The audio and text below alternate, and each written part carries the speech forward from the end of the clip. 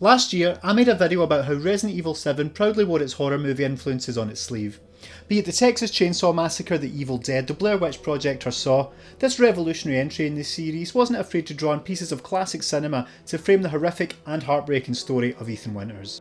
Following its success, come last year's sequel, Resident Evil 8 Village, it was unsurprising that Capcom would sink their teeth into more pop culture references.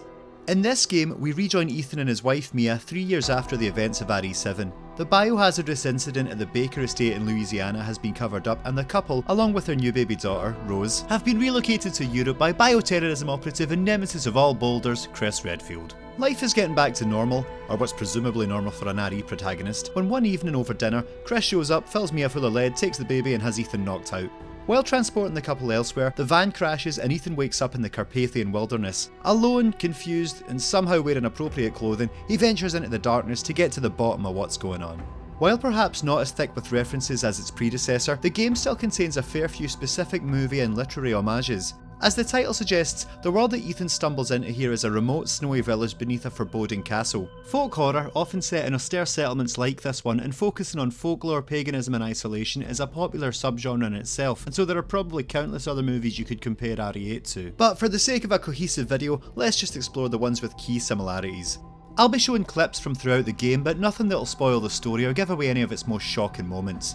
Especially that one. Like the Baker family of RE7, RE8 bases its chapters around conquering the 4 lords of the region, each of whom hold part of the puzzle that will help the protagonist find his stolen child. They each embody their own style of horror, their names, personalities and habitats informed by well-known examples from the genre. The first one Ethan goes up against is the internet's favourite vampire MILF, Lady Alcina Dimitrescu.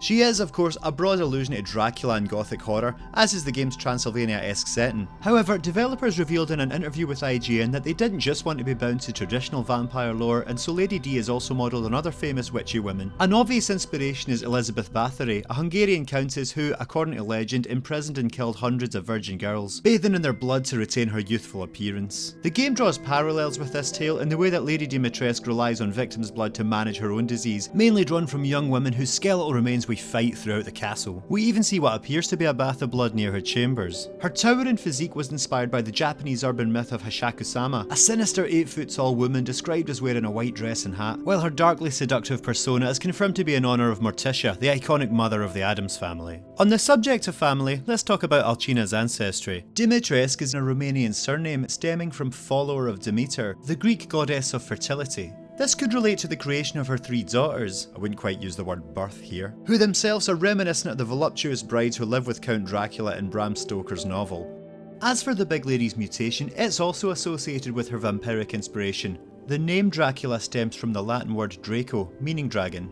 After putting a stake through Dimitrescu's heart, we're off to House Beneviento, a mysterious building perched atop a perilous cliff and surrounded by mist. It's the stuff of Gothic novels and home to the second lord, the eponymous Donna Beneviento. Ostensibly it's the least intimidating of the village's locales. Upon entering, nothing appears awry or out of place. Some might even call it cosy. It doesn't take long for hijinks to ensue though. Unsurprisingly, given that it's the home of the reclusive doll maker, this chapter employs the possessed doll trope, which can be traced as far back as the Twilight Zone and Barbarella, continuing through Child's Play, the first movie to keep me awake at night when I was a kid, and today in the likes of The Conjuring's Annabelle and The Boys Brahms. The juxtaposition of what's supposed to be a cute innocent item that brings joy and comfort to a child becoming a sinister paranormal entity is a famously chilling horror mechanic, and this chapter lives up to that notion with gusto. There are some more subtle cinematic nods going on too. There's the rocking chair, a common device also seen in The Conjuring, the projector puzzle which recalls found footage horror, and Donna's favourite doll and creepy little conduit Angie even reminds me of Tim Burton's Corpse Bride. There's a particular gaming influence cutting through here too. The actionless wandering through hallways brings to mind PT, much like it did in RE7, even if the devs deny that. Another event from this chapter also recalls a certain element of PT, but it's one of those gaming moments that I wouldn't be able to live with myself if I spoiled for anyone, so if you haven't played RE8, I'll leave you to discover that for yourself, if you dare pay a visit to House Beneviento. Next up is the hunchbacked merman, Salvatore Moreau. His inspiration is perhaps the most obvious, H.G. Wells' 1896 novel The Island of Dr. Moreau. It isn't just his moniker that harks back to that seminal piece of sci-fi though, but also his half-man, half-fish character design. The The novel chronicles the experiments of mad scientist Dr. Moreau, who splices humans and animals together to create hybrids, a theme known as uplifting, namely when a more advanced species interferes in the evolution of a perceived lesser race with the intention of improving them. Our boy Salvatore attempts this by performing experiments on the villagers, implanting them with the Kudzo parasite. However, unlike the novel's Dr. Moreau, whose experiments are a success, relatively speaking, the dim-witted fishman only ends up creating the rabid lichens that plague the region, themselves akin to werewolves, another staple of cinema in which humans morph into rabid lupine forms. And if that wasn't enough body horror for you, the devs originally planned to have the woman Moreau loved sewn onto his hump, still alive and writhing in agony. Honestly, after House Beneviento and now this, we really need to check that some of the writers at Capcom are doing okay.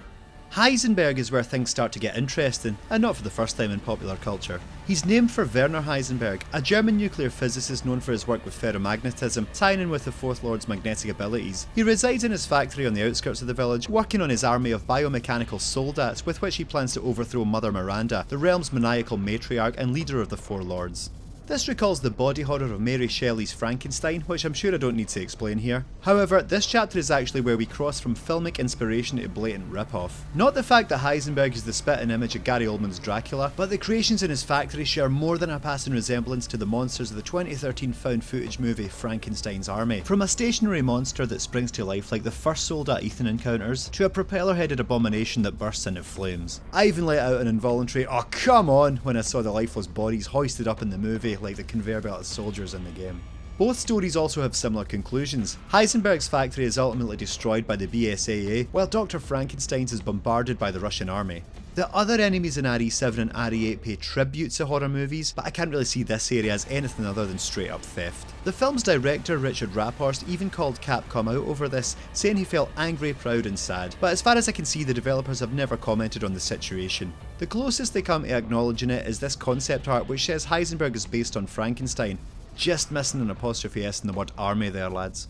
That's it for the symbolism of the Four Lords, but there are a few more references peppered throughout the rest of Village. In fact, there are some to be found at the very start of the game. The storybook that Mia reads to Rose in the opening sequence is reminiscent of Tim Burton's signature style of macabre animation, while the wine that Ethan and Mia drink is called Regina Rose, which can be partially translated from Latin as Red Queen, the name of the AI in the first live-action Resident Evil movie. Later, these black goats start to appear around the village, which bring to mind Black Phillip, the satanic Baphomet from The Witch, a folk horror gem that shares a few similarities with RE8. The stark rural setting and conservative clothing present in both the game and film reinforce this comparison. Two stories of innocent puritanical villagers trying to survive while being driven apart by a paranormal threat, putting their faith in a protector that ultimately betrays them.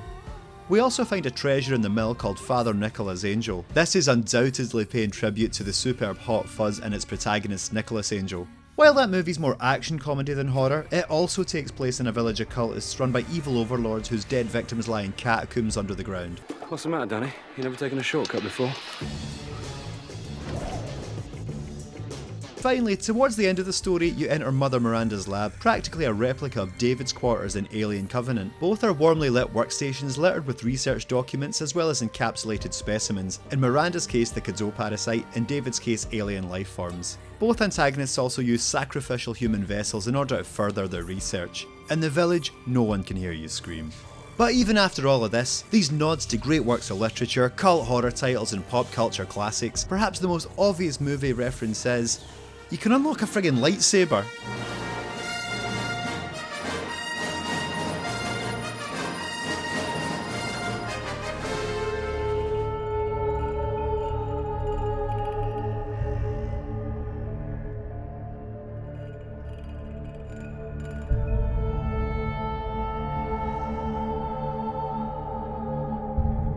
A great big bushy beard!